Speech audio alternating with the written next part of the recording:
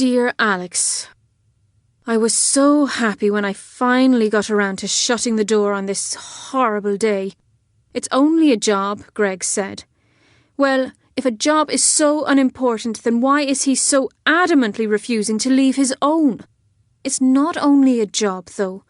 So they offered me a promotion, but with it they offered me confidence and a little bit of self-belief.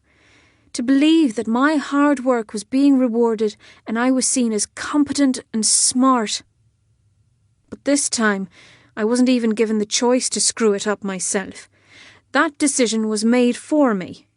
Katie won't leave Toby, and I'm not quite hating Greg enough to storm off to Cork in a huff on my own, although I'm pretty close to it. God, does that man make my blood boil!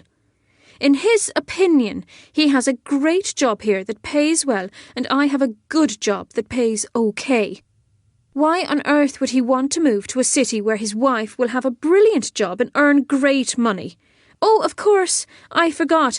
They don't have any banks in Cork, so there's no way he could ever find a job or be transferred. People just save money under their beds in shoe boxes there. Plus everything, well, a lot of things, like houses for one, is cheaper down there than it is here. Katie would be able to begin her first year of secondary school in a perfectly good school, so it's not as if she's being taken out of school midway here. It could all be so perfect. On the other hand, I can honestly say that her friendship with Toby is possibly the most important thing to her. He's a great supportive force in her life. He makes her happy and keeps the innocence in her eyes. Children need close friends to help them grow up, to discover things about themselves and about life. They also need close friends to keep them sane, and due to Katie's little disappearing act, I now know that her being without Toby, at this stage of her life anyway, would lead to incredible insanity. Do you realise that they had actually booked their flights to you over the internet with Greg's credit card? They were in the queue to check in at the airport when the Gardaí found them. I can just picture them. A little girl with jet black hair and vanilla skin, with no luggage except for a cuddly teddy bear bag on her back. Beside her, a little boy with messy blonde curls, in charge of the tickets and passport details. A miniature honeymoon couple. Someday I will look back on this experience and laugh. After I get over the shock, horror, bitterness and resentment. Probably in my next lifetime. So I can't accept the job of my dreams because my family won't move with me. Big deal. It's not as though I bend over backwards for them. It's not as though I arrange my life to revolve around them. It's not as though I come home from work tired and still have dinner on the table for them. It's not as though I perform wonderful, supportive, wifely chores when there's a million other things I could be doing. It's not as though I defend my daughter at school, constantly fighting with the teachers about how she is not Satan's daughter. It's not as though I tolerate Greg's mother for dinner every Sunday and listen to her whinge about how the food isn't cooked right, about my hair, about the way I dress, about the way I have chosen to raise Katie, and then have to sit through hours of reruns of her favourite soaps. It's not as though I'm always the one to take a day off work when Katie is sick, or drop whatever plans I've made to help people out. But who cares? I get burned toast and milky tea one morning, once a year on Mother's Day as thanks. And that should make up for it, shouldn't it? Greg always tells me I'm forever chasing rainbows. Maybe I should stop now. Love, Rosie. From Alex to Rosie. Subject, Rosie Dunn. Do not give up. You are Katie's mother, and what you say is final. She will learn to adjust, and you don't need to worry because kids adjust to things far easier than us adults. As for what's his name, doesn't he have a supportive bone in his body? I suppose he doesn't, not having a spine and all. I just hate to see you miss out on another opportunity. Isn't there anything you can do to convince what's his name? From Rosie to Alex. Thanks, Alex, but no. I can't force my family to leave their home if they don't want to. They're important to me. I have to respect Greg's wishes. I don't think I would be too happy about moving away from my job and friends if he had to move due to work. I can't live my life pretending it's just me in the world, but how much easier it would be. Anyway, it's just another missed opportunity. So enough about me. How are all those lectures going? Find out who Mr. Fantastic Surgeon is yet? Thanks for your support as always. From Alex to Rosie. Subject: family duties. You and your duties to your family. I just don't want you to be the only person following the rules, that's all. The lectures are going great. You will never believe who the surgeon is. Your very favourite man, Reginald Williams. From Rosie to Alex. Subject: Reginald Williams. Oh my God! Pass me a bucket while I puke. You mean Slutty Bethany's father? Have they come back from the evil past to haunt us? A very disgusted and extremely shocked Rosie. From Alex to Rosie. It's okay, Rosie. Take deep breaths. He's not so bad. A very intelligent man. From Rosie to Alex. What does he do now? Hypnotism? Has he been tampering with your brain? So that's why he's been all over the papers over here. I have refused to read them out of protest for him and his family's existence. Oh my God. Reginald Williams. So do you think you're in with a chance to be one of the chosen few to work with him, seeing as you were an almost son-in-law? There's nothing like a bit of nepotism to keep the world a just and equal place. From Alex to Rosie. Subject: nepotism. I think the chances of that happening are fairly slim. I think I sealed my own doom when I dumped his favourite and only daughter. From Rosie to Alex. Subject: Slutty Bethany. Oh, I don't know about sealing your doom. I think it may have been the best move you have ever made. Come to think of it, I haven't seen Slutty Bethany for about 10 years. What is she up to, I wonder? Probably living in a mansion in the hills, counting diamonds and evilly laughing.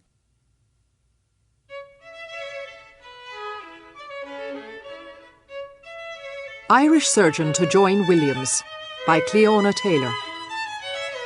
Irish surgeon Reginald Williams, who recently achieved success with his much publicised new cardiac surgery, today announced he would be welcoming fellow Irishman Dr. Alex Stewart to the award-winning team. The 30-year-old Harvard graduate says, "I have always followed Dr. Williams's studies with great interest and admiration." He also says he is both delighted and honoured to become a new member of this groundbreaking and most important life-saving new surgery.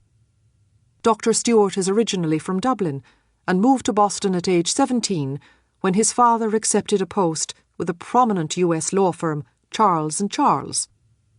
Dr. Stewart completed 5 years' residency in Boston Central Hospital for a general surgical residency training programme before joining with Dr. Williams for further cardiac surgery studies. Pictured above, from left to right, is Dr. Reginald Williams with his wife Miranda and his daughter Bethany, who accompanied Dr. Stewart to the Reginald Williams Foundation for Heart Disease charity ball last night. From Rosie to Alex. Subject: Congratulations. Heard about your good news. You've made it into every newspaper over here today. I've kept all the press cuttings for you. And I heard you speaking on the radio this morning. I'm not quite sure exactly what you were talking about, but you sounded like you've got a cold. How's Josh? I rang your mother the other day and he was over with her for the weekend. She put Josh on the phone and I can't believe I could actually have a conversation with him. He's a very intelligent 4-year-old, just like his dad was. Absolutely nothing like his mum. He was telling me all about the animals he had seen at the zoo and proceeded to make the noise of every single one of them. I would love to see him again sometime. I would love to see you. We need to catch up on each other's lives. Dear Alex, Rosie here again. I'm not quite sure if you got my email a few weeks ago.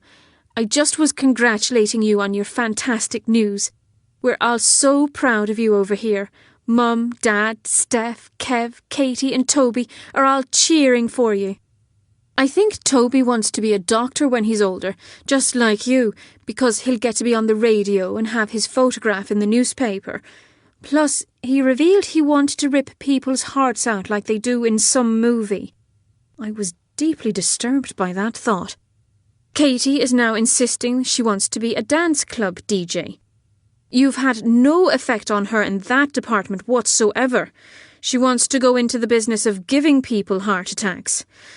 Write back and let me know what's going on in your life. Love, Rosie. From Alex to Rosie. Subject, new job. Sorry I've been so distant recently, but I've been so busy. Still, it's no excuse for not being in touch.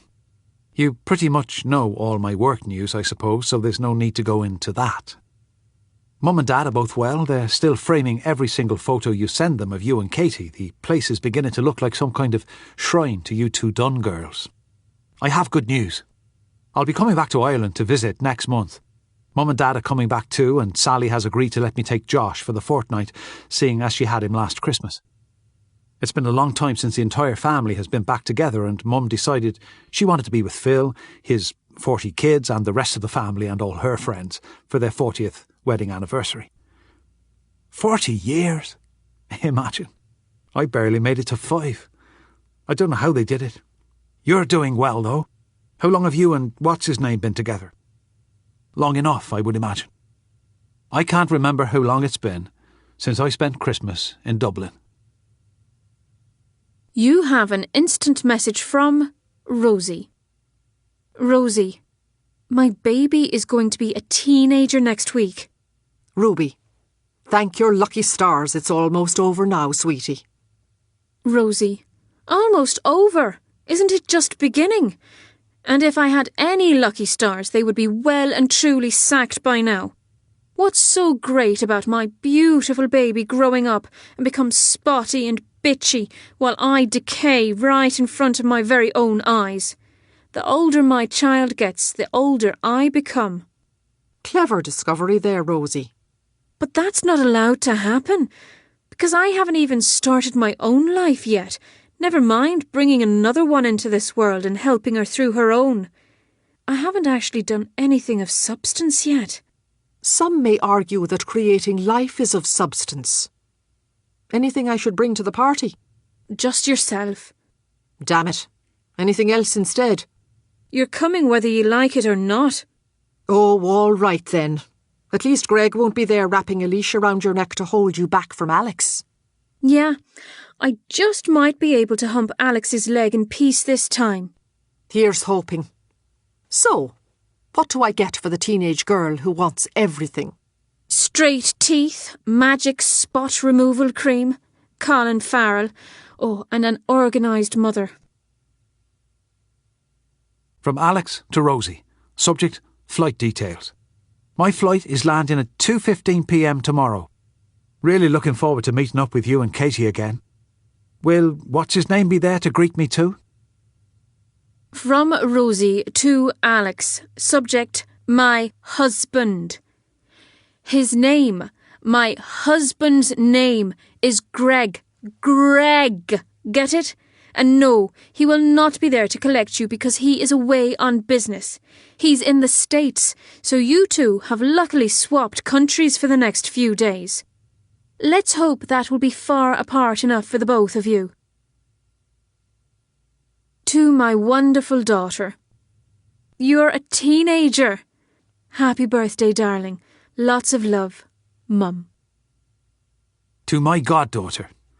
Happy 13th, you little adult. I'm so happy to share the day with you. All my love, Alex.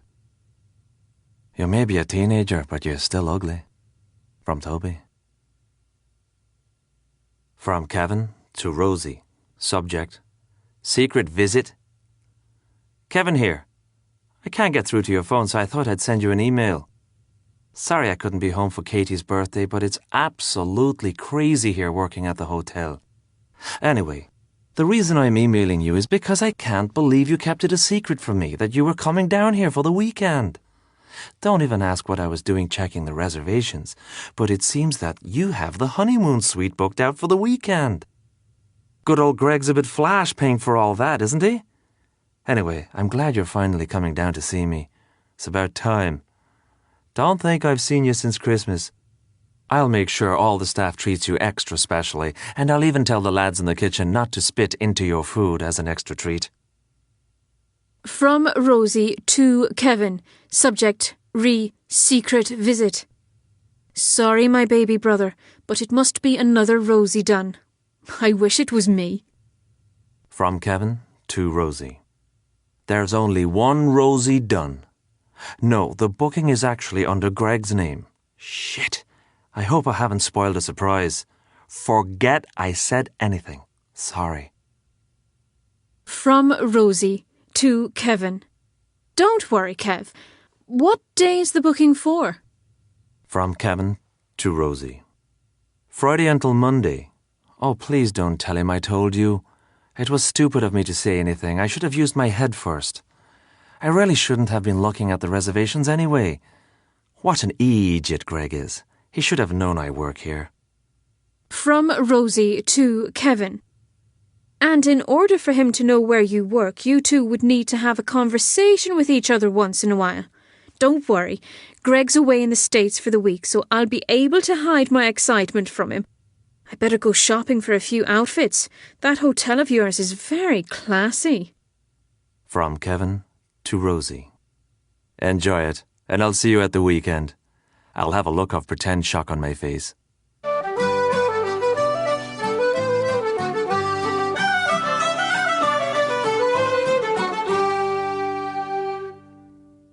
From Rosie to Greg. Subject, coming home. It's Friday, and I was just wondering what time you'll be home. You must be on the plane because your phone's going straight to answer machine. Maybe you can reply via your laptop from the clouds. From Greg to Rosie. Subject, coming home? Hi, love. I told you I'd be here in the States until Monday.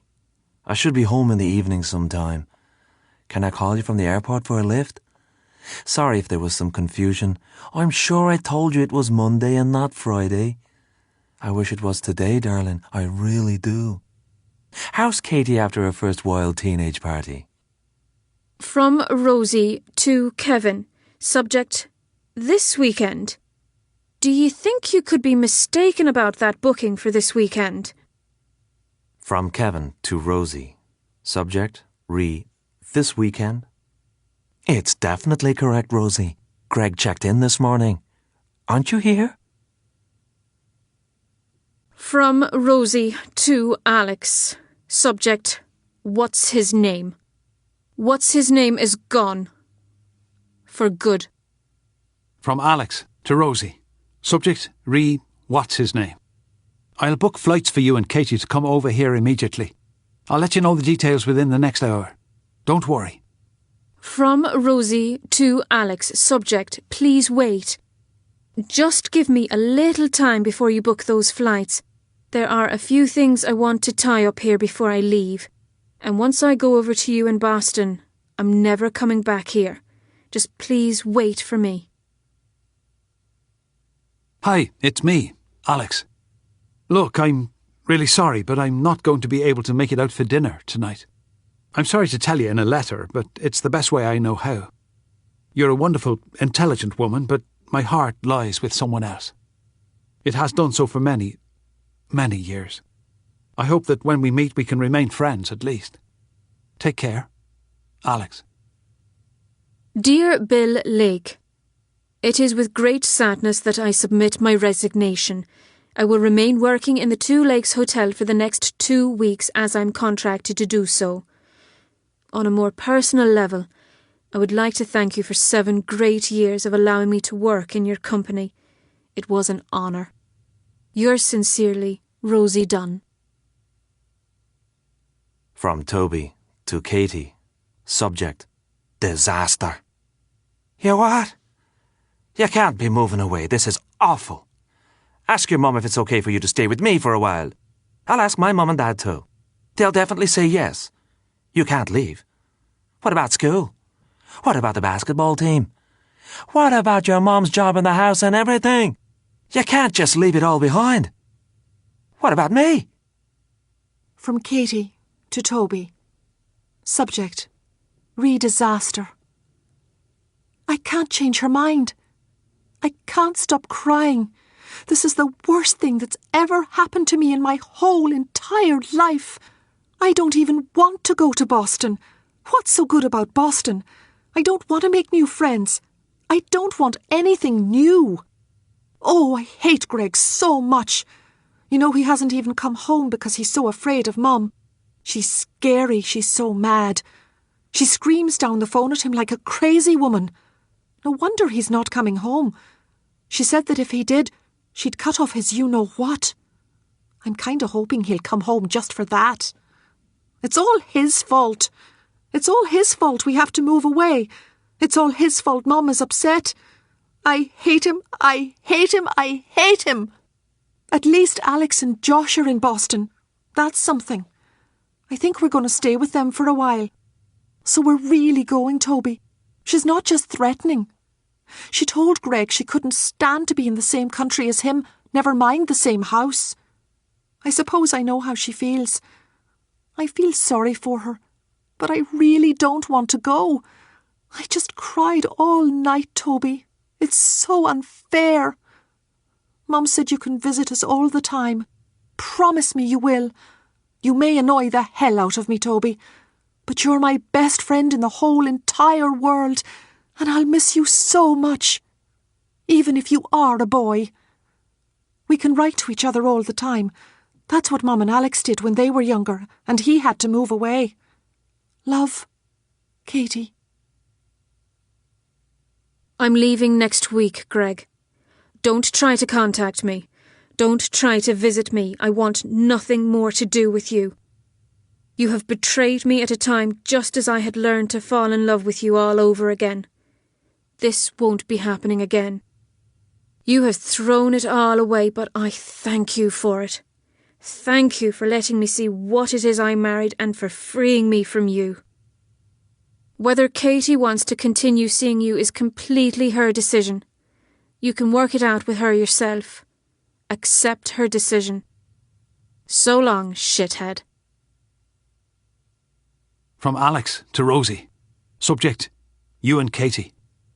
I'm so excited that you'll be here soon. Josh is practically running up the walls with excitement. He loves Katie and is delighted about your decision to come and live with us for a while. I've a friend who has a friend who owns a hotel, and as far as I know, they are looking for a manager. You are more than qualified for the job. I can help you through this, Rosie. Remember, I've been in your shoes. I know how it feels to go through a marriage breakup. I'm here for you 100%. Moving to Boston may be 13 years later than you planned, but it's better late than never. Josh and I will be here, waiting. See you next week. Dear Rosie, before you rip this up, please just give me a chance to explain. Firstly, I sincerely apologize from the bottom of my heart for the years gone by, for not being there for you, for not supporting you and giving you the help you deserved. I am filled with regret and disappointment with myself for the way I have behaved and chosen to live my life. I know there is nothing I can do to change or make better the years I acted so foolishly and mistreated the two of you. But please, at least give me a chance to build a better future, to make right what's wrong. I can understand how you must feel so angry, betrayed and hurt, and you must hate me so much, but there's not just yourself to think of. I look back on my life, and I wonder what have I to show for all these years. I haven't done many things in my life that I'm proud of. I have no stories of success to tell. I haven't made $1 million. There is only one thing in this life that I am proud of, and that's my little girl. The fact that I have a little girl who isn't even little anymore. I'm not proud of the way I've treated her. I woke up one morning a few weeks ago on my 33rd birthday, and suddenly it was as if all the sense that's been missing for the past 33 years came to me in an instant. I realized I had a daughter, a teenage daughter who I know nothing of and who knows nothing of me. I would love the chance to get to know her. I'm told that her name is Katie. That's a nice name. I wonder what she looks like. Does she look like me? I know I haven't shown any signs of deserving this, but if you and Katie are willing to let me into your lives, I can prove to you it won't be a waste of time. Katie will meet her father, and I will see my daughter. How could that ever be considered a waste? Please help me fulfill my dreams. Please contact me, Rosie. Give me a chance to undo all the mistakes of my past and to help create a new future for Katie and me. Best wishes, Brian.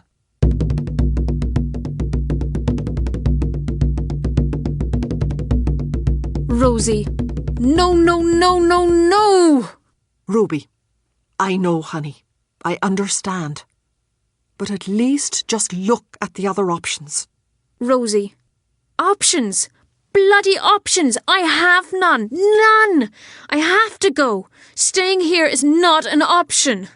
Ruby, Rosie, calm down. You're upset. Too right I'm upset. How on earth am I supposed to try and get my life together when everyone around me keeps fucking it up?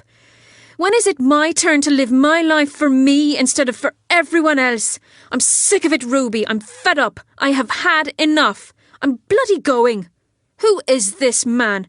Where the hell has he been for the past 13 years? Where did he disappear to for the most important years of Katie's life? Or my life, for that matter? And he has the cheek to stroll back into our lives after 13 years, when all the hard work has been done, with a little shrug of the shoulders and a pathetic little sorry. Just after my husband cheats on me, my marriage is over, I finally decide to move to Boston, where I should have been anyway had it not been for that sly little prick ruining my plans, turning my life upside down and legging it off to another country with his dick between his legs. Fuck him! This time it's about me, Rosie Dunn, and no one else. But Rosie, you're wrong. It's about Katie too. She needs to know he wants to see her. Don't punish her for the mistakes in your own life. But if I tell her, then she's going to want to see him.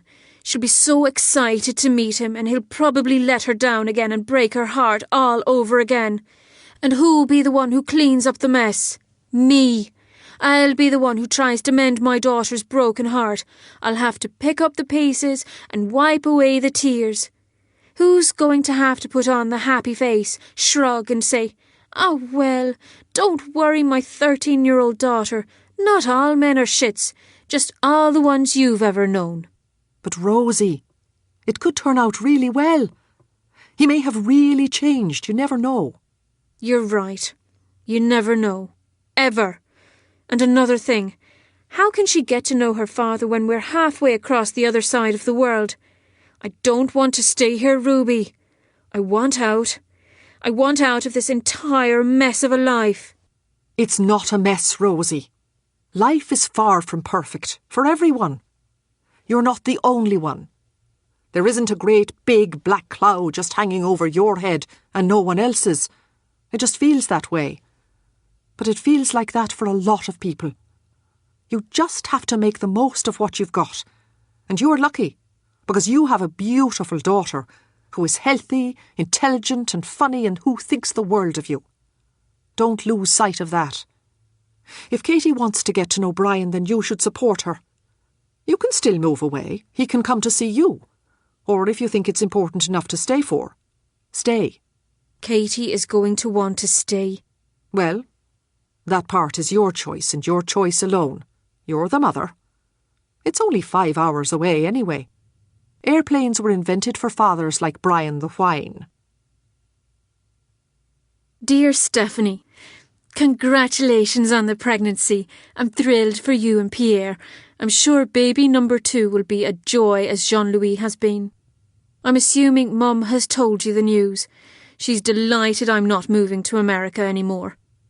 Alex isn't. He cursed and swore and screamed every bad word under the sun at me. He thinks I'm giving in again and letting everyone walk all over me, so now he's in a huff and won't speak to me. I may have let people walk all over me before, but not this time. Katie is number 1 in my life, and my reason for being is to ensure she gets the best chance at happiness possible. She's had to go through a lot lately, with Greg, having to move back in with Mum and Dad, and then preparing to move again to America. She's been under a lot of stress that she shouldn't have had to go through.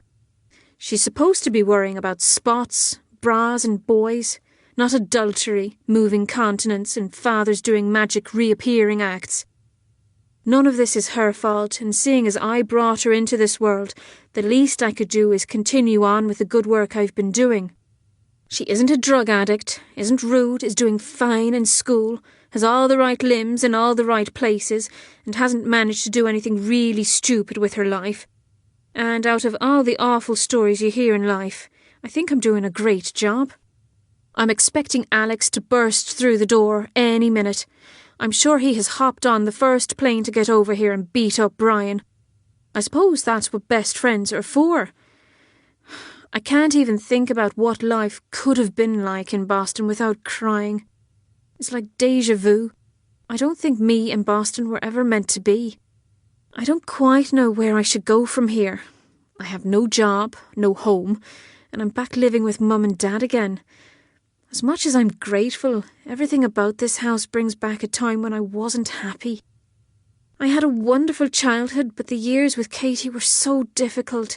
They're the strongest memories I have of this house. The smells, the noises, the wallpaper, the bedrooms all remind me of late nights, early mornings, and worrying. Anyway, forgive me for not being in contact over the past while, but I've been trying to get my head around all of this. I'm trying to make some sense out of the phrase, everything happens for a reason, and I think I've figured out what the reason is. To piss me off. Hi, my sincerest apologies for that ridiculous note I sent you last week.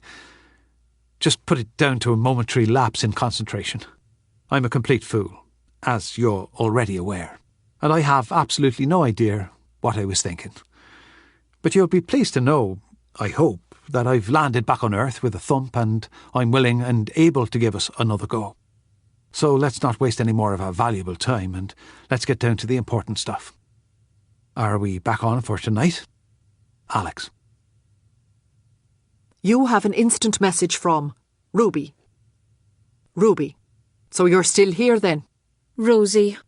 Oh, not today, Ruby, please. I'm really not in the mood. Ruby. I'm getting rather tired of you, Rosie Dunn. First you say you're moving to Cork, then you don't. Then you say you're moving to Boston, again, and then you don't. Then I expect you to finally profess your love to Alex, and you don't. So he still has absolutely no idea. I can't keep up with you and your leaving the country, /changing jobs, /leaving your husband type activities. Sometimes I think you just need a good kick up the behind for wasting all these good opportunities. You're an incredibly frustrating person, Rosie. Rosie. Well, I'm an incredibly frustrated woman right now, and I'm not wasting good opportunities. It's called presenting my daughter with new ones. You can put whatever name you like on it, but at the end of the day, a missed opportunity is a missed opportunity. But don't worry. I think there's a lesson to be learned in all this. Well, please tell me there is some sort of reason for all this. What's the lesson? That you needn't bother trying any more, because you're going nowhere. So really, how are you? Okay. Are you sure? Oh, come on, Rosie. If my heart can't take what's happening to you, then I can't imagine how you must be feeling. Oh, my heart is broken. Stopped beating 2 weeks ago. Well, it's a good thing you know a man who can heal them. No. It's the unspoken rule. He heals other people's hearts, not mine. Here's an idea, Rosie. Why don't you just tell Alex how you feel? Why don't you just finally get all of those feelings out in the open and clear your messed up little head? At least then he'll know that you're not going over, not because you don't care about him, but that in fact you love him more than he knows, but that you need to stay here for Katie. Then that will put the ball in his court. He can make the decision whether to come to you or not. But what about his job? And what about Josh? That's his decision. Ruby, I can't. How do I tell him? Over the phone? In a letter, an email, or an instant message? I can't do that. If we had moved over to Boston, I could have sussed things out a little, seen how he felt about me, and then tell him. He was just out on a date last week, for Christ's sake. How stupid would I look telling him I love him when he's seeing someone? It'll just be the whole Sally situation all over again. It's too complicated, and right now the last thing I'm worried about is which man to fall in love with next. Anyway, he's not even returning my calls. Just give him time. He's disappointed how things worked out. I'm sorry, he's disappointed. He's disappointed. I think me and the rest of the world seem to be having a communication problem here. Does everyone think that I'm ecstatic by these new revelations? Brian booked a flight over here as soon as he got off the phone from me, so it seems he is very serious about his new role of fatherhood. He tells me he's been living in Spain for the past 13 years, where he owns a nightclub, providing the highly sexed underage drinkers of Ireland's youth with some binge drinking memories. Now he's back in Dublin to work on another project. Is he all tanned and gorgeous? He's pretty much the same, with less hair and more belly. How did you feel when you saw him? I had to muster all my strength to stop myself from punching him. Katie was so nervous about meeting him that she was shaking like a leaf and clinging to me. She was expecting me to be the strong one. We met him in the coffee shop in Jervis Street Shopping Centre, and I have to admit, as we were approaching his table, I felt sick. Sick with anger that the miserable little man who I was going to have to force myself to be nice to for the next hour and help to become a part of my daughter's life was the very same person who caused me so much heartache in the past. I had to help him. It also felt odd that, as weak as I felt bringing Katie into town on the bus that morning, as tired, nervous, angry and disappointed as I was to be doing what I was doing, I realised that these two people needed me to bring them together. So, for the sake of Katie's relationship with Brian, whatever feelings of resentment I have for him need to be kept to myself. You've done a good thing, Rosie. It must have been difficult. It will probably be difficult for a long time watching them grow closer. I know. I have to bite my tongue to stop myself from telling Katie just how much of a hero her father isn't when she tells me about some of the things he has done in his life. What was he like with her? He was even more nervous than Katie, so it was up to me to get the conversation started between them. It was an odd situation, but being the strongest out of the three really helped me to see that the decision I made about not moving to Boston was the right one. Katie needed me. They both needed me. He seemed genuinely interested in my life and in Katie's. He wanted to know everything about her, and I quite enjoyed sharing our stories from over the years. At first, I was telling each story with anger because he wasn't around for any of them, and then I realised I was bragging. It perked me up in a strange sort of way, and made me realise how lucky I've been, as much as I moan and whinge about the responsibility of motherhood. It also helped me see the specialness of Katie in my situation. We're the only two to share all these memories together, and what we choose to let other people know is completely up to us. If Brian messes up absolutely everything else in my life, at least he's inadvertently helped me realise that. However, unfortunately, it's not exactly the best time in my life to have an ex back again. In these situations, you're supposed to have become so much more since the last time you've seen them, happy and successful in your life, so you can say, na na na na na na, look what I've done since you've been gone. A failed marriage, no job, and living with my parents did not have the desired effect. None of that stuff is important, Rosie. You should just be glad he's grown up a bit. How long will he be around for? He's going back and forth from Ibiza all the time. He's hiring someone else to keep an eye on it for him during the winter, but obviously he'll need to be there during the summer when he's busiest. He really seems to be taking this seriously, and I'm glad for Katie's sake. Having him hanging around isn't exactly wonderful for me, but if it puts a smile on her face, then it's worth it. Dear Alex, when will you stop giving me the silent treatment? You must understand that I can't make decisions to suit myself. I've Katie to think about too. It is important for her to get to know Brian. You of all people should know how it is to want and need to be there for your child. Brian has finally realised that he wants to be here for Katie. It's better late than never, as you always say. Some things are. I think I've stressed my apologies more than enough to you on your answering machine, but now I'm writing to thank you. To thank you for being there for me as you always have been over the years. For making all those arrangements for me when I couldn't even think clearly. That week my world was turned upside down, and everything that was once secure and solid was uprooted and came toppling down on me. Let's not allow your disapproval of my decision to stay to affect our friendship. Perhaps sometime, someday, we can be reunited in the way we planned when we were 7 years old. I'm lucky to have a friend like you, Alex Stewart. You really are my moonbeam, guiding the way for me all the time. And even though I can see you and know that you're there, you're just beyond my reach. I don't know how unrealistic the promise we made to each other as children was, to stay together side by side forever, but we sure have remained friends from across the seas for over 20 years, and that I'm sure is some feat. I've been job hunting all week. My aim was to try and get a job in a hotel, surprise, surprise, but it seems that as the summer has already begun, students and immigrants only too willing to be underpaid have already taken everything for the next few months. Unfortunately, my position at the Two Lakes Hotel has been filled, otherwise I would have left my pride at the entrance lobby and asked for it back. Brian has offered to pay child support, but I don't want his money. I managed before without him. I certainly don't need his help now.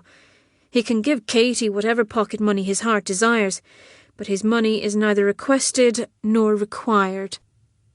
There hasn't been a peep out of what's-his-name lately. I filed for a divorce last week. I need him out of my life for good. I gave him enough love and enough chances, but he threw it all back in my face. I would be a fool to stay around pinning hopes on him again. It's not healthy for me or Katie. I'll dance around the streets naked when the divorce is final. Did you hear that Stephanie is pregnant? She's due in November, so all the family are naturally thrilled. Mum and Dad are in great form, always asking for you and Josh, and they're very much enjoying their retirement together. They're actually talking about selling their house and moving down to the country where it's cheaper, so they can use the extra money to travel the world together for the rest of their years. I think it's a great idea. They don't need all these empty rooms in the house, apart from when I come home crying to them, and neither of them have any need to be living in the city. But it also means I have to hurry up and find a job so I can move out with Katie. They're not rushing me, but they want to put the house on the market so it will sell quickly during the summer. I'll be the only family member living in Dublin then, which I imagine will be rather lonely. Kevin is in Kilkenny, Steph's in France, and Mum and Dad will be off on their travels. It'll just be me and Katie. And Brian the wine. Anyway, that's all my news. I'm getting through each day slowly, taking each day as it comes and all those clichés. Please return my calls.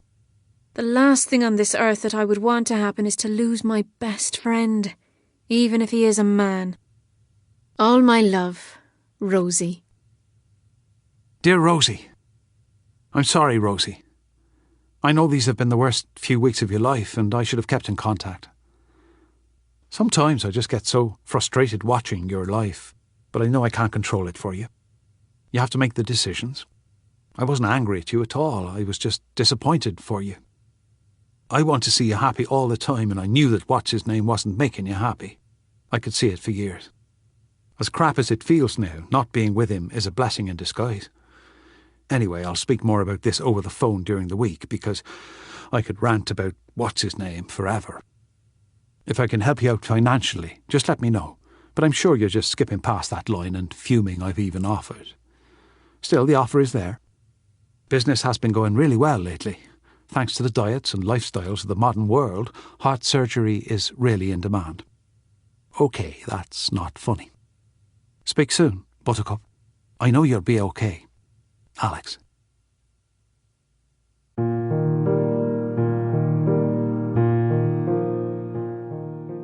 Dear Ms. Rosie Dunn, we are pleased to offer you the position you recently applied for.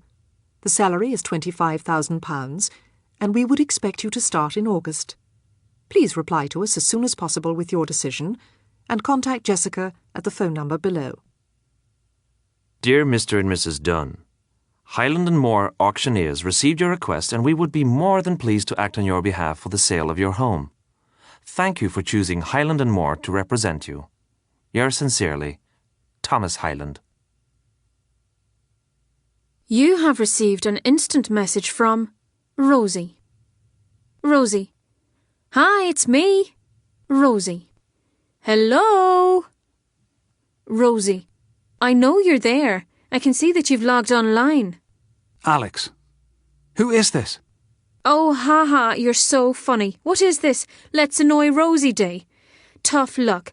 I am spilling the beans and sharing the sob story of my miserable little life with you, whether you like it or not. OK, here I go. I was offered a job, but I turned it down because I didn't think I was desperate enough to have to accept it. It turns out I was wrong.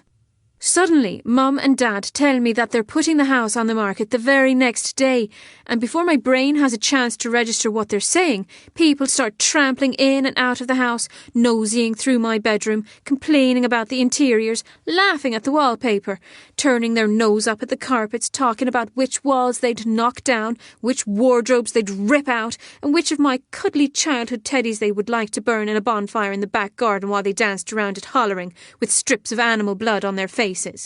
OK, so they didn't say that.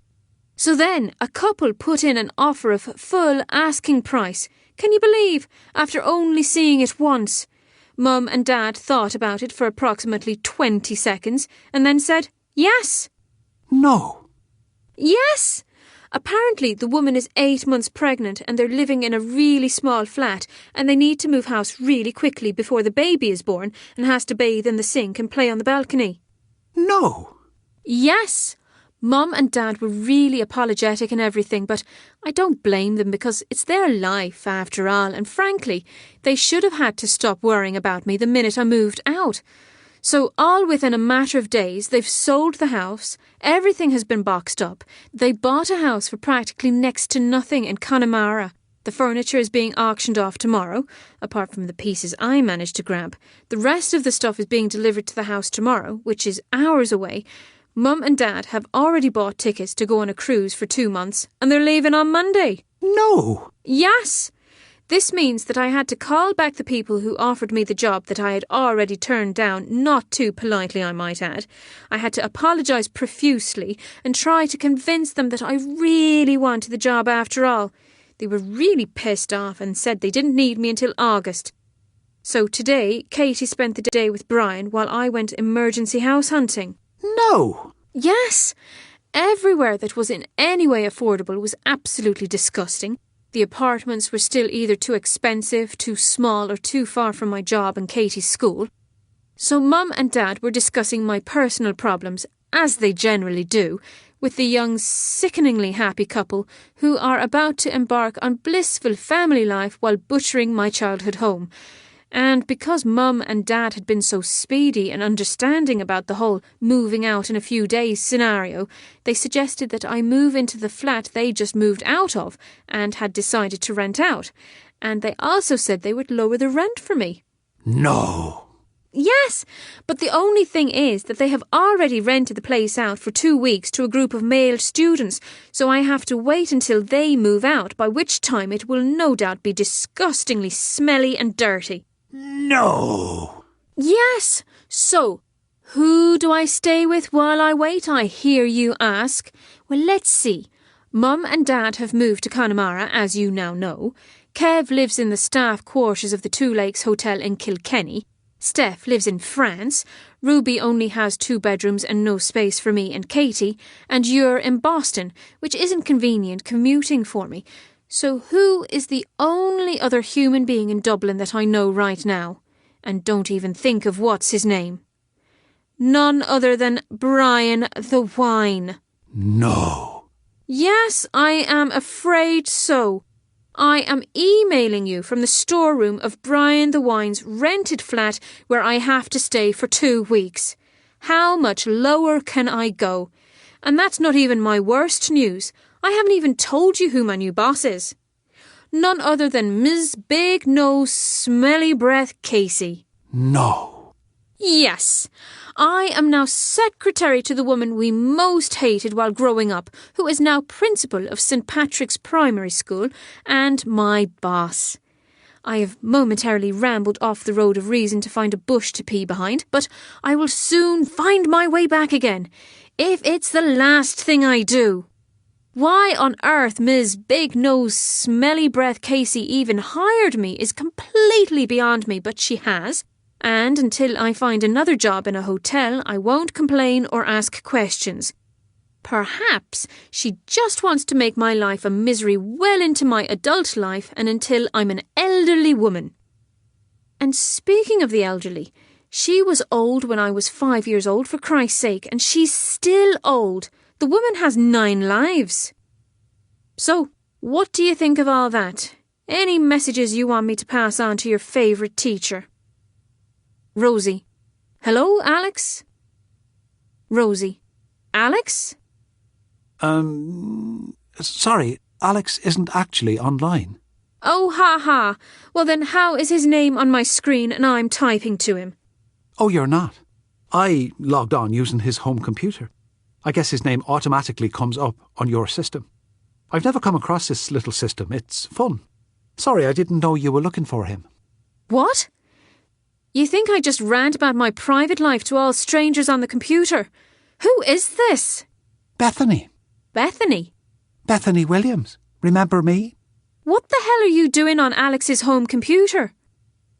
Oh, I'm sorry. It all makes sense now. Alex didn't tell you, did he? I thought you two told each other everything. I'll be sure to pass on all your little messages to him, though. They were very amusing. Good luck with the new job, Rosie. I'll let Alex explain this one to you. By the way, Alex is working with my father now. He's making good money, doing very well for himself. Perhaps if you're that stuck for money, he could give you a loan. Rosie has logged off. From Stephanie to Rosie. Subject: Ms. Casey. I cannot believe you're going to be working with Miss Casey. Mum told me over the phone, and I could barely understand her through all her laughing. She's wondering what her and Dad should do when they receive a letter from Miss Casey while they're in Australia, demanding to see them first thing Monday morning due to your behaviour at work. Whatever persuaded you to take this job? Have you gone nuts? What does Alex think about all this? I'm sure he's got some very interesting views on the subject. Dear Stephanie, I probably am nuts taking this job, but to be honest, it's the best one with the most attractive pay packet by far. It's Monday to Friday, 9 a.m. to 3:30 p.m, which is great because I had to work all hours and weekends with my last job. It's right beside Katie's secondary school, which means we can get the bus together every day. I really don't intend working there for very long, just until a job in the hotel industry opens up. But the main reason for me taking the job is the fact that I have very little choice. I have a week left here in Purgatory, Brian's flat, before I can move into the flat, which is a bit of a dump. I'm going to need all the spare cash I can get to fix the place up and make it feel like home. Before Mum and Dad went away, they tried to persuade me to accept the money Brian was offering me. As far as I'm concerned, his money is for Katie, not me. I'm a grown woman. I can work and provide a home for Katie all on my own. He can give her all the money he wants for clothes, CDs and after-school activities. That's all the expensive stuff. I'm not a charity, just a woman on a small budget like millions of other people out there. When the Rosie Dunn hotel chain buys over Hilton hotels, that's when I can rip up the budget. In answer to your question about Alex, I don't know what he thinks of my new job because I haven't heard from him in a long time. He's so busy saving more valuable lives and attending charity functions that I couldn't possibly expect him to get in touch with a friend like me. He's far too busy hooking up with old friends, slutty ones at that. Bon voyage! I'll miss you both like crazy. Things won't be the same without you, but I hope you have a brilliant time. Love, Rosie. You have an instant message from Alex. Alex. Hello. Rosie. Oh, so he is still alive. Where have you been for the past few weeks? Hiding. From whom? You. Why? Because I'm dating Bethany again. And I was afraid to tell you because you hate her with a passion. And then you found out from her first, which made things even worse. So I was hiding from you. Why? Because I thought you'd come over here and kill me. Why? Because you think she's a slut and that she's no good for me. Why? Because you're my overprotective best friend and you've always hated my girlfriends and wife. And I've always hated your boyfriends and husband. Why? Well, because he had an affair, for one. Why? Because he was an absolute fool and he didn't know how lucky he was. But let's not talk about him anymore because he's gone and never coming back. Why? Because I scared him off. Why? Because I'm your best friend and I care about you. Why? Because I've nothing better to do. Why? Because it's the unfortunate way that my life turned out. Whatever happened made me care about you and yours. Anyway, it's great that I don't have to hide anymore. Why? Because I've apologised. Why? Because I'm tired of not hearing from you and I miss you. Why? Because, and I'm now saying this through incredibly gritted teeth, you are my best friend. But I have to warn you, I'm not going to listen to any of your bitchy remarks about her this time round. Why? Because I really like her, Rosie, and she makes me happy. I feel like the little boy working in Dad's office again. I just think if it wasn't for you getting so drunk on your 16th birthday that you had to get your stomach pumped, we never would have been caught, we wouldn't have been suspended, and I wouldn't have been punished so severely by having to file every piece of paper in the world in Dad's office, where I might add I would never have met Bethany. So it's all down to you, my dear friend. Oh, why? Dear God, oh, why? Ha, ha. I better go now because I've got surgery in a few hours. I'm really glad we had this discussion and that we've cleared the whole Bethany thing right up. So I'm forgiven. No. Great stuff, thanks. Speak to you soon. Alex has logged off. You have an instant message from Rosie. Rosie, we're booked for the flight to Boston for Friday.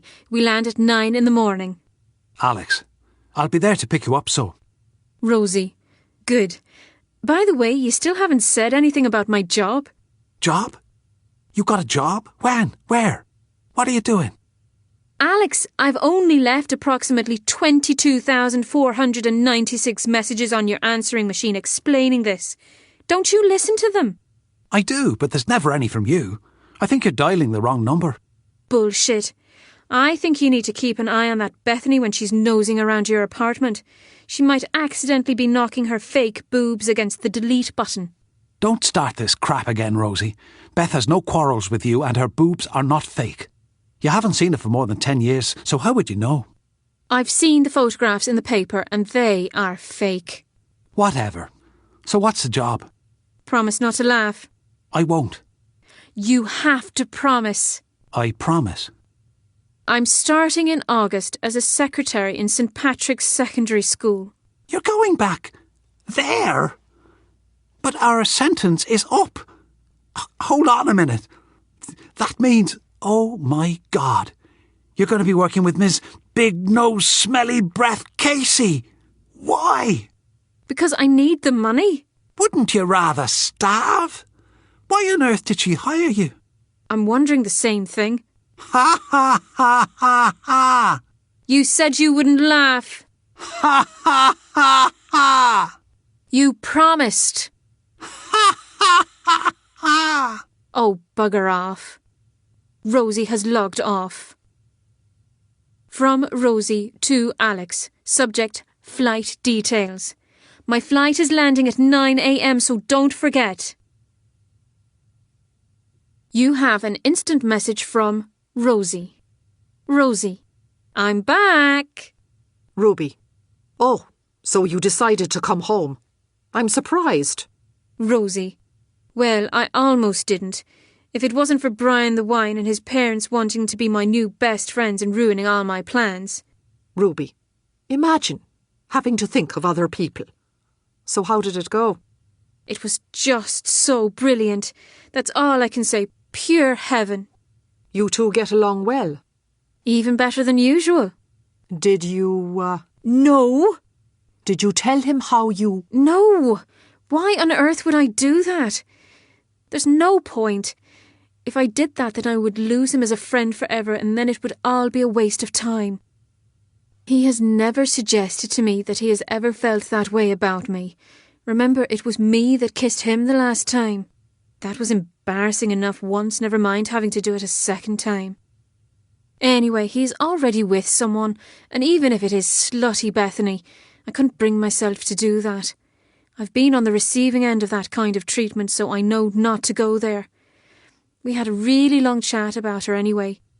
He took me out for dinner one night to a really beautiful Italian restaurant and had wonderful murals of Venetian buildings painted across the walls. The restaurant had 2 levels. Every table was in its own little alcove, and you could only get to them by walking under bridges and arches. It was supposed to have the gondola trip kind of vibe. There was running water tinkling in the background, which was really relaxing, although it made me go to the bathroom about 10 times. The restaurant was lit entirely by candles, all held in big gothic-looking black holders. An insurance nightmare, I would imagine, but very romantic. I think he brought me there to talk about slutty Bethany and to explain the situation. It doesn't seem to be that serious of a relationship. He said he's enjoying the company after being alone for so long, and it's good that she understands his long working hours, but they don't see that much of each other, and he thinks she understands that it's a very casual relationship. It sounds like he's going to break up with her, actually, because he got really serious, and I thought he was going to cry. It was weird. He said that she wasn't the one for him. Then what? Well, then we got interrupted by Josh, who rang the restaurant in a right panic looking for us. He and Katie had been messing around. Katie had fallen, and they were convinced she'd broken her wrist. We had to leave straight away, but we had finished dessert, and so everything was finished. Or was just starting by the sounds of things. What do you mean? God, you annoy me so much, Rosie. Can a human being really be this stupid? Look, Ruby, you weren't there. It's all very well you giving me this advice, but I'm the one who physically has to go and do it. I'll tell him how I feel when it's the right moment. When will it ever be the right moment for you? When there's the silence again. What silence? It doesn't matter. Anyway, Katie's fine. It was only a sprain. She can't play basketball this week, though, so she's upset about that.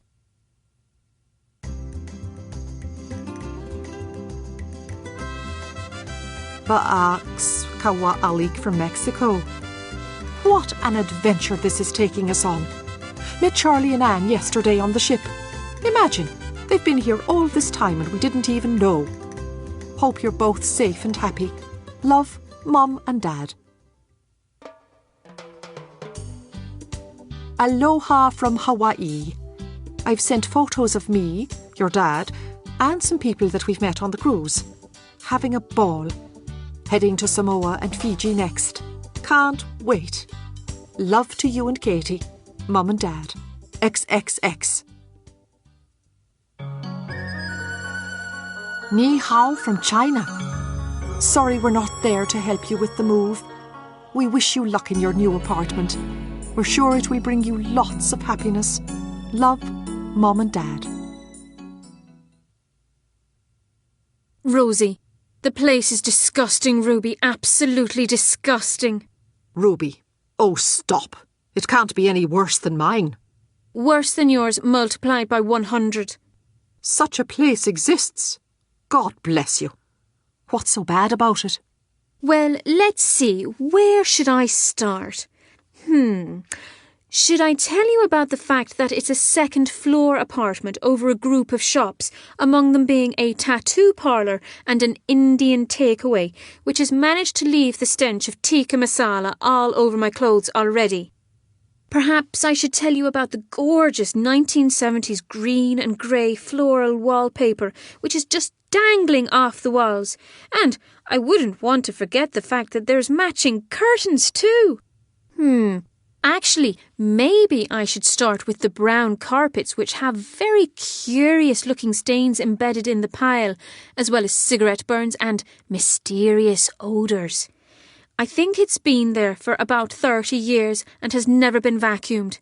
The kitchen is so small that when 2 people stand in it, one person has to back out to let the other leave. No wonder the rent is so ridiculously cheap. No one in their right mind would want to live here. It's also no wonder that they were in such a rush to move out. Why anyone would want to raise a child in this tip is beyond me. You are? Yes, well, I won't be here for long. I'm going to magically save loads of money and get us out of here. In the meantime, I start work part-time with the work experience kids, which consists of printing up the school letters explaining the return dates for the kids next month. We put them in envelopes, stick a stamp on them, lick them closed and post them. I don't know about you, but I'm enthralled by that idea. But at least it's only for a few weeks, and when the kids start back at school, then I work full-time. Apart from that, I'm trying to make this kip of a place look like a home. Brian the wine has been very helpful, believe it or not. He's hired out a sander for the day, and tomorrow we're going to rip up those smelly carpets and sand and varnish the floors in all the rooms. I'm frightened to think of what we'll find under them. Probably a few dead bodies. Katie and Toby are having great fun tearing the wallpaper off the walls. What's left of it anyway. We're going to paint the walls white, because even with a 1,000,000-watt bulb, the place still looks like a cave. It needs brightening up, and I'm going for the minimalist look. Not because I'm trendy and fashionable, but because I don't really have that much furniture. I'm going to pull down the old floral curtains and burn them in a ritual. It sounds like it's going to be lovely, Rosie. A real home. Now all I need to do is get rid of the smell of curry that's floating around and seeping through the walls of the entire building block. It's turned me off Indian food forever. You have received an instant message from Alex. Alex, have you a minute to chat? Rosie. No, sorry, I'm busy licking stamps. Alex. Oh, okay. Can I call you sometime later? Rosie. I was only joking, Alex. Ms. Big Nose Smelly Breath Casey has asked me to put together the year's first newsletter, so I'm on the school website trying to figure out what happened or is happening that's worth writing about. How's the job? It's okay. I've been here a few weeks now, so I've settled in and it's going okay. Nothing to write home about. Sorry I wasn't in touch sooner. I hadn't realised it had been so long. Time has been flying by once again. It's okay. I assumed you were busy. I've moved into my apartment now and everything. Oh gosh, that's right. How is it? It's okay. It was absolutely dire when we first moved in. The place stunk. There was mould growing on the ceilings, damp rising up the walls, but Brian the wine was a really good help.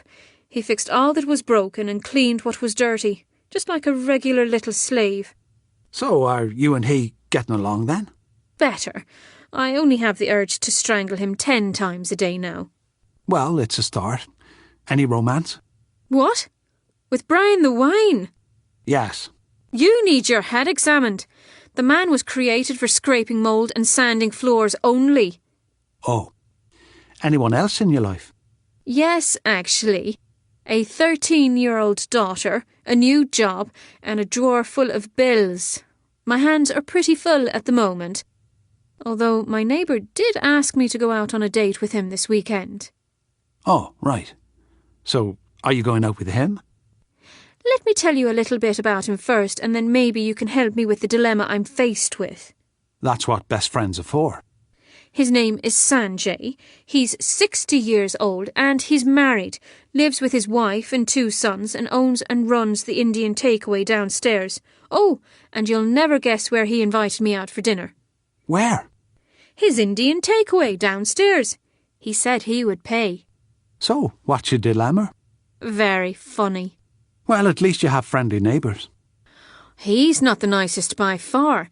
Beside me, there's the owner of the tattoo parlour, which is also below my flat. I can't even tell what colour he is underneath the tattoos he has covering his body from head to toe. He's got beautiful long black silky hair that he ties back in a plait and a neatly trimmed goatee framing his mouth. He wears leather trousers, a leather waistcoat and size 1,000,000 steel-toed biker boots every day. When he's not drilling away on somebody's skin downstairs, he's blaring music from his flat beside me. Trust you to move in beside a heavy metal fan. That's where you're wrong. His name is Rupert. He's 35 years old, a graduate of the prestigious Trinity College, Dublin, where he got a degree in Irish history and a master's in Irish literature. James Joyce is his idol, and across his chest is the quote, "Mistakes are the portals of discovery." Oh yes, and did I mention that Joan of Arc is living across the hall from me? Ha ha, no you didn't. Well, this woman, her name is either Joan, Mary or Bridget, something meaningful in a religious way, and she's only in her late 20s. She came over to say hello the first day we moved in, and when she realised that it was just Katie and I moving in, and that my singledom was not due to the tragic loss of my husband, she left rather rudely and hasn't spoken to us since. Well, at least she's quiet. Just because she ignores me, the sinner of the apartment block, it doesn't mean she's quiet. Every Monday evening I notice there seem to be a large herd of elephants making their way upstairs to our level and going into Joan of Arc's flat.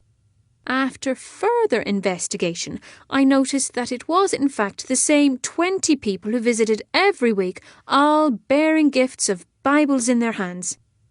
My further powers of investigation led me to believe that she was holding Bible reading groups every week. Now she's put a sign up on the door saying, "Ye shall walk after your Lord and fear him, and keep his commandments, and obey his voice, and ye shall serve him and cleave unto him." I mean, what does cleave mean? Whoever has heard of such a word? Then down the hall from me are a family from Nigeria, Zayrab and Malika and their 5 kids, and I thought the place was too small for just me and Katie. Sounds like Phil and Maggie and their kids. How are your mum and dad? Well, they're having the time of their lives away from all of us. Mum recently celebrated her 60th. She sent me a postcard saying, "Zdravtu viete from Russia." I can just imagine the 2 of them enjoying themselves like an old couple from the Love Boat. Speaking of the dreaded L word, what was with all the personal questions about my love life? Because I want you to find someone, that's why. I want you to be happy. Alex, I've never found happiness with another human being, and you know it. I'm separated from my husband. I'm not looking for another victim just yet. Possibly never. Never? Possibly. Well, I'll never marry again, that's for sure. I'm getting used to my new life again. I have a new apartment, a new job, a teenage daughter. I'm 32 years old and I'm entering a new phase of my life. I think I'm finally growing up. Anyway, there's nothing wrong with being single. Being single is the new black. You should know. I'm not single. Not yet. No, I'm not. I won't be. Why? Have you changed your mind? My mind was never made up in the first place to be changed. Oh dear. Hello, Mr. Chicken Shit. My name is Rosie Dunn. Nice to meet you. I'm not chicken shit. I never said I was going to end mine and Beth's relationship. Well, it sounded like that to me when we discussed it at dinner last month. Yes, well, never mind that dinner. My head was elsewhere. I didn't quite get to finish that conversation. So what I'm saying is that I want me to be happy with Bethany and you to be happy with someone. And then we'll both be happy with people. I don't like the idea of you being without someone when I'm with someone. It's an awful waste of a woman. Joke. I know what it is. You just don't want me to be single because I'm a distraction to you. If I'm with a man, then you think that perhaps you just might be able to keep your hands off me. I know deep down that's what this is all about. I've sussed you out, Alex Stewart. You love me. You want me to have your babies. You can't stand another day without me. You don't know what to say. Ha! Bloody hell, Alex, I was only joking. No need to get all serious on me. So tell me, what happened to make you change your mind about Bethany? Oh, not back to this again. Alex, I'm your best friend. I've known you since I was 5. No one knows you better than I do. I'm asking this for the very last time, and do not lie. What happened to make you change your mind about breaking up with slutty Bethany? She's pregnant.